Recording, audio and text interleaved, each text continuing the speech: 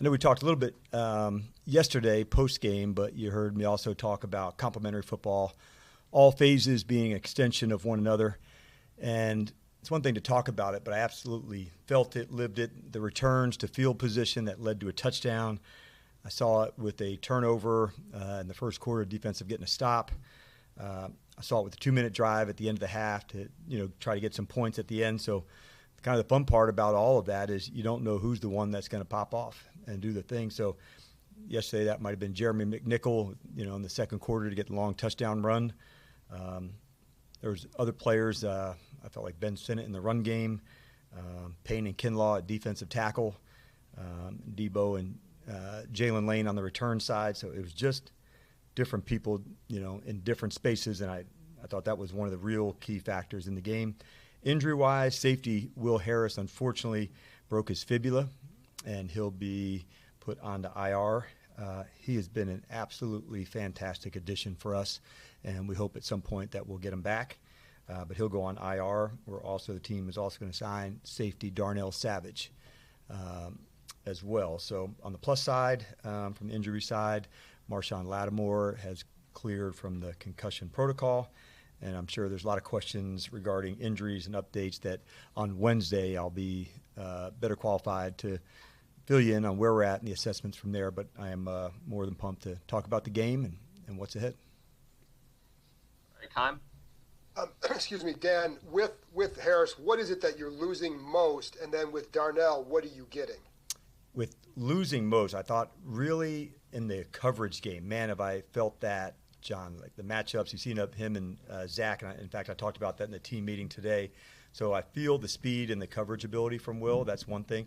This is a position that we've got some really talented guys with Owens and Reeves and Butler and how to go. And so adding Savage into that group, we'll see as we move forward. We're very excited to have him here, but as far as the roles and that, I think we're still, we'll work through that to go. It's a deep position for us, but Will has a very unique skill set. His background at corner certainly helps, but he's been an excellent addition for us. And like I said, I don't know when that would be. I don't have all that kind of information, John, in terms of returns and such, but it's a big deal for us. And then with Jaden, what is the plan this week? Yeah, we're still listing him as day-to-day, and then as we get into Wednesday, I'll be more qualified to, hit us on what types of practice and what we can hit on to go.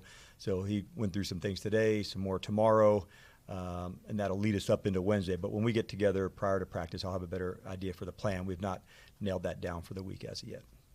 Thank you. Nikki? Gideon, when you went back and looked at the tape, what really stood out to you about why the offense was especially efficient in this game? Yeah, I thought that really first thing first, the run game, I thought, was something that we stayed committed to. I thought the backs really hit it and were aggressive, all in their own way, Nikki, which is in itself like a fun conversation to have, where Jeremy's a little bit different than Chris and Bill's different from both of them as well. But having the whole complement of it, and then that to me was the big piece of it. We did different personnel groups, different ways to go about it, and I thought that was the thing that stood out to me. I certainly felt they pressured some. The blitz pickup was good. There was one certainly by Bill early against, who I think is an excellent blitzer. So I started having the variety, and like the run game takes time. So the fact that, 2 of the 3 times it went well, we're not all the way where we're going to be at it, but I'm very encouraged about, what it can be. And how did you feel Chris Paul and Andrew Wiley did at guard? Yeah, I knew that would come up to go. I was pleased with Chris inside, the strength of him, Nikki, and that we knew that going into camp and where it was. And all 4 of the guards, like we're just, still kind of in the early days with Chris and Andrew and Nick and Brandon to go. And so it may take a little bit of time to sort itself out to go, but to see Chris, he deserved that chance to go battle for it. I thought he had an excellent camp. And he was ready to go fight, and I'm not gonna say throw his hat in the ring like that cliche, but like he was really ready to go prove himself and execute and do that at a high level. I'd been impressed, with the Raiders, especially at linebacker. I thought they had square, they were strong, they could play, and they had established they played the well run in the first 2 games. So we knew that would be a challenge, but I thought he answered the bell. Tom? Thanks, Dan. Kind of a follow-up question on that same point. A lot of people talk about coherence and having the same five guys in the offensive line. I'm curious why you felt comfortable. I mean, beyond liking Chris and Andrew, why did you feel comfortable shuffling that, and what led to that decision? Yeah, I don't know if it'd be comfortable or that way to go. I mean, honestly, having the same group together and calls and working together, I think sometimes you just got to make sure, like, the competition's the central part of it, Tom, to make sure that's how we're going to get down and do things. And if you don't live that, then I think it's just, a sign on the wall that you don't. And so we wanted to make sure, hey, if this takes some time to work itself out, we're committed to doing that. All of the guys, not just all line, but all the players, there's some things we work on. We have a program called EPP, and it's our pre-practice, post-practice, the skill work, and we take that really seriously. And at that position, to keep working the skills, to get better and better as we're going, that's a big deal. But I think it does show to the depth at the position that we're willing to dig in and keep battling for it. Sam Cosby's not far away in his space of where he's going. He's digging hard too. So once we get that going, like, we'll see where it all plays out. But we're committed to continuing to just find the edge, man. David Aldridge? Dan, how did Connerly hold up? I know they were moving Crosby around a lot, but how did he hold up generally? Yeah, I thought it was a good day. Of the three games, I thought it was his best one. I thought this one and the Giants one were his two best DA to go through it. You see the movements also. The guy can pull, he can get on, like sometimes you can just say just in one phase, but he's had a hell of a matchups, for his first three games to go into it.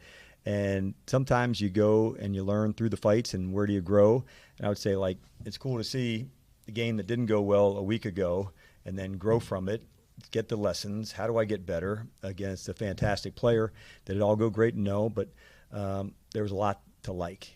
And I think that's what you're looking for, as a coach. Are we learning? Are you growing? Or are you stuck in the blender? And so for him, the growth at times is tough and it sucks when you go through it, but there's also when you come through the other way and you gain some confidence too, David, to say, okay, this is, is some of the highest levels that you go to and you grow and you keep digging in. Same question basically about Sinnott and Yankoff and how they did. And I know the blocking is going to be different for them than it was for Bates. It is yes. for Bates, but how'd they hold up? Yeah, I'm glad you brought that up because I think that's an important part of this. I thought Cliff and the guys did a good job in the design of that phase where John matchups are different. Bates in terms of who he goes to, where he goes to, whether it's big defensive ends or not, where Ben, we're going to use the speed off the ball to try to beat somebody that punch. So it was the most he's played and also the best he's played. And so I thought that was a good sign to see both of those in conjunction to others. You don't know exactly how a game is going to play out. You have what you're going to call where it is. You may lean into one when it's going stronger than another, and that was the case yesterday where, you're trying to have balance, but when the run game's going, you keep digging in to fight for it more. And it was just good to see him really cut it loose, David. That's what I was most proud of him yesterday, just aggressive, beating somebody to the punch, getting to the next level. Different than John. You're right. Deshaun? Hey, Dan, you guys have been doing a strong job, both in terms of kick return and punt return and the coverage teams in both of those areas as well. What do you think has clicked for you guys in those specific areas? Yeah, we really value it, Deshaun. We have, I guess it started as, we think of it as a very big part of our play style and identity. The way we cover, the way we hit, the way we run. And we've got some experienced players there, primarily like Reeves and Ballore. And now you see them develop the others of the McGee's and Owens that go through it. So adding Jalen in the offseason through the draft, that was a big deal. And, you saw the demonstrated punt return ability from Tech and in fact, back from Middle Tennessee as well. But he's also grown on the receiving side. So that was a big deal. On the kick return side, we thought this would be something Debo would be really strong at, and Luke as well. They're aggressive runners to go hit it. But it's the front line. It's getting single blocks. Those are the ones that are challenged. We work those techniques hard against one another, And we're still growing into it as well. And we think as the season's going, what's changing? How do you see things different? You're seeing more footballs hit the ground, to try so you can take off when the ball hits the ground. So those are all part of things that we're growing and learning on. I think the kickers are also doing a good job of that. There's so much more to grow and learn in the kick return side of things. So we're just going to keep digging in as hard as we can. Liam? Hi, Coach. Jeremy Reeves is somebody who has started to make that transition from special teams ace to being a kind of defensive contributor. With that opening in the secondary with Will Harris's injury, how can somebody like Tyler Owen start to make that same jump from special teams to contributing more on defense? Yeah, you have to, and he got some reps yesterday, Liam. It's good that you brought that up because he and Percy and Jeremy all have unique roles on both special teams and on defense, and so whose role goes up a little higher, who may have to go down a little bit. Not all of the return parts are exactly the same. Like the punt is the one that takes the most gas early, especially when you're outside. You could be in a vice and just absolutely battling for it. But we'll work through that this week to see who may get a little more playing time on defense. But Jeremy, you're exactly right, man. He not only is he one of our heavy hitters on special teams, but he is also establishing that on the defensive side as well, no doubt about it. Thanks, Coach. JP? Hey, Dan, obviously yesterday you took the big pop. How you feeling today? I did take a big pop. You're right. I'm feeling good, man. I appreciate you asking, and it was actually really cool. A lot of people have reached out, and I'm doing fine. But everybody reaching out, a lot of love, a lot of appreciation meant a lot to me. So a lot of texts, a lot of calls, check it in, see how I'm doing, both in the team and outside the team. So appreciate you asking. Doing awesome, but it was cool to see that many people reach out. So I appreciated it. Good. I'm glad you're feeling all right. Last night you talked about how impressed you were with Marcus. What, if any, impact does Marcus's play against the Raiders have on Jaden's timeline and the practice plan and everything for Jaden going against Atlanta? Yeah, I think, JP, you probably heard me talk. I was probably one of the least surprised people in the stadium that he played well. Like, I just see him. I know what he is and how it goes. But as far as tying one to the other, that's not part of the deal. We just have a lot of trust in him and how we would go about it. But, man, we'll lean into the medical people and where we're at and what to do. But that type of preparation for him, it's just that kind of steady, consistent way. So, but they're not tied together, to answer your question. Thank you. You got it. Scott? Hey, DQ, glad you're holding up okay. Obviously, you mentioned the running game and how well you guys ran the football yesterday. Is that almost an extension of the culture you're trying to create, the physicality, the toughness? Can you explain that a little bit? Does that go hand in hand? It does. And it's also, there's like the scheme part of it too, Scott. Like if the run game's going better, now the play pass is going better. Because the times that you're going to go step up and get in on the run, then you have the chance to, throw one big or a deep shot to go. Those are ones that you want to take your shot down the field to Terry. You want to take your shot across the middle to Debo because of the linebackers or a safety. Like, man, I want to go get a part of this. It does add a lot to your team because when you have to go, finish a drive, finish one, Scott, that's where you have to lean in on that. It was good to see yesterday a third down conversion, saw it from J-Mac, saw it from Bill. Now the drive continues and you have a little bit more flexibility because you're willing to show you're in all the spaces to run it. As you get closer to the goal line, that's another area sometimes that you may lean in more. It's difficult. Obviously, you don't have as much field to defend. It's more lateral, so you have to win inside. Some people, like you've heard the word like phone booth runs, man, like when you got to go get downhill right now. And that's how we had scored on one yesterday. But it does all tie together. It adds to the toughness of the team, but you just got to stay committed to it. It takes work to get better. And by no means are we where we were going to be. We got a lot of work to do, but it's a really important piece of what we do. I know I asked you last week about takeaways. You had a couple of good chances yesterday to try to get some, still not there. Yep. How do you tell the guys to kind of remain positive in the sense, they're coming, guys, they're coming? Yeah, you want to make sure you're training the guys correctly. And at practice, are we taking the right shots? Are we taking the right angles? Thought we had a chance for an interception. We didn't get to it. But you do have to go in with the mindset to say, we're going to go play our technique first, play it aggressive, and then be willing to go get the ball. I do feel like they're going to come. We just got to keep training the guys, keep digging in for it. It's definitely a drought, so it's time to get out of the drought. But they don't just give them to you either. You got to go fight for them and dig, and give the Raiders credit in that space too. Thanks, Ben. You got it, Howard?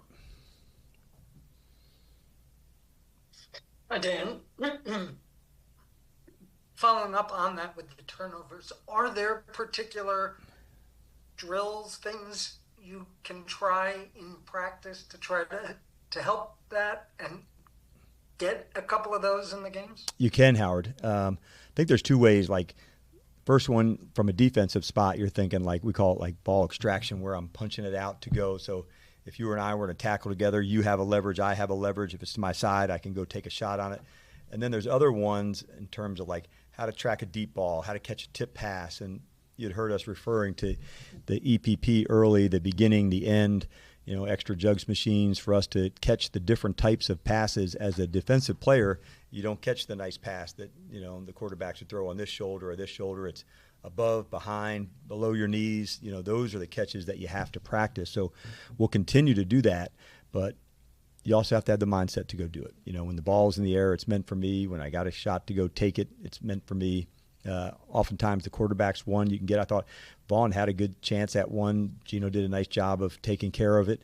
So we'll keep battling for it. But yes, you do, like any skill, man, Howard, you got to go work at it. And on the running game, in an ideal world, would you prefer to have sort of a main running back who's getting the bulk of the load, or are you okay with the idea of this sort of shared responsibility with a handful of guys splitting carries the way they did yesterday? I'm comfortable with the shared balance is what's important to me. If there's runners that have unique skills and how to feature ones, we can do that. But having balance, that's what makes an offense most difficult to defend, when it's not just all of one or all of the other, but having the balance to do both. So in all things, sometimes it works itself out after a little bit of time, but going into it, Howard, I'm there. Whether it stays that way, we'll just keep digging and find our way. But I am comfortable sharing the responsibility, and let's see what the game presents, coming up. And sometimes a guy gets hot and feels it, and we'll lean into that too. Thanks. Let's go two more, Ben and Candy. Hey, Dan, the passing game yesterday, you guys were more effective against the Blitz than you had been in the first two games. Were there any circumstances beyond the quarterback that maybe led to some easier opportunities or more success there? Yeah, I don't have a big difference on that one, Ben, to say which one would more to go. I can think of the early one to one out to Zach, out on a 7 route, one to Terry to go. Some are zone, some are man, so I don't know if it's all of one or the other, Ben, in terms of the blitz. I think it's honestly, man, like making sure the protection is right, and whether it's a 6-man or a 7-man protection, being able to do that. But no, I don't have one reason over another for more effective yesterday versus two previous games. Offensive line, I get the guard, you like the competition, but considering how much Brandon Coleman played last year, how surprised are you that you're in this spot with him where he's not necessarily locked in as a starter? Well, I think one thing I do know about Brandon and Nick and these guys, like, man, they're going to put in the work, Ben. And so that's the good piece, to say, hey, he's going to dig in, go for it, and battle for it. And let's see what, the weeks ahead bring, because this guy's made of the right stuff. He wants to dig in and go for it. And so, but that's why I was kind of pretty strong about yesterday. Hey, this is where we are today, and we'll see what the next space looks like and where we're going. But that is one thing I've learned about him, over a year and a half. Like, he's going to put the work in to go. And as we're heading into our game 4, we'll see what this week looks like. Honestly, nothing's out of the question in terms of the matchups and how we want to go play. It'll sort itself out. It just it still needs some time to get there, Ben. Hey there, Coach. Happy Monday. And to kind of piggyback off of JP's question to close us out, going back to the kind of recurring theme of displays of brotherhood, We saw that with you being resilient AF yesterday, and Marcus was pretty emotional after the game and shared about how much support he got from everybody. So how do you I'm asking you, like, how you have started a trend and you are the leader of that culture who then came and corralled around you when you needed it in games. So how do you just keep that culture going so strong and effective as you have so far? Yeah, well, one, Kenny, I appreciate you saying that. It's really cool. Marcus, we love him, about what he stands for, who he is. I think last night Stacey had showed me the clip of me, getting knocked on my ass and people over there to help. Even Marcus was there, like making sure I was okay. Together, part of my number one job is to help create an environment where these guys can absolutely be their best. And one of the ways that you can be your best is if you have a big crew with you. That's going to help you get there and push you. And we heard a great quote on Saturday about relationships and truth. And it was, I may not get it all the way correct, but, have relationships so strong, they can bear the weight of the truth. And these guys are really tight. They're really connected, Candy, because they're willing to lean in and do the hard things together. And so inside the locker room, that's where the people that they're playing for one another, for player to player. And outside, sometimes that can be hard to understand when you're not in the fight with it. But when it's them going for it together, their connection, they want to do it together, those are things, if I can help create that environment, that they have a space that they feel good. I think Marcus is a great example. I knew he would feel unbelievable support because that's what he gives to everybody else. So it was like, man, what a cool time that we get to give that back to him and pay that back to him. So I wasn't surprised by that. But it is cool to see these guys really come grow together. They definitely love one another, and you can see how hard they were playing yesterday. That's an extension of each other. So, I'm definitely honored to be a part of it. And whatever small part that is, it's really cool. Thank you. All right. Appreciate it, Coach.